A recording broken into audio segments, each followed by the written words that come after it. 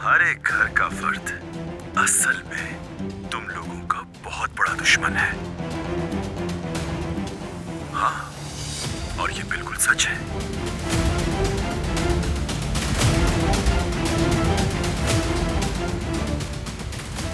कुदरत आगा, जिहान साहब, तुम्हारे चेहरों पर सदमे की झलक वाज़े है। मानना पड़ेगा ये मंजर बहुत दिलचस्प है, बहुत दिलचस्प। चलो खैर, फिलहाल मैं तुम लोगों को अकेला छोड़ता हूँ, क्योंकि अब तुम लोगों के पास बात करने को बहुत कुछ होगा। सबको मेरी तरफ से प्यार भरा सलाम।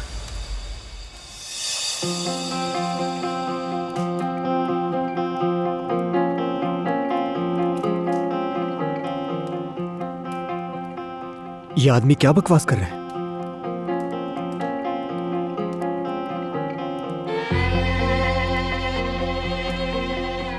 फरहाद भाई क्या कह रहा है ये?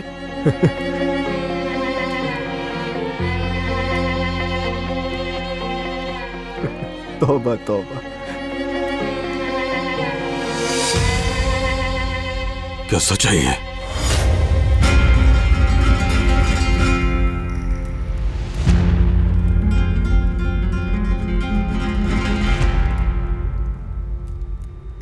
फरहाद जिहान को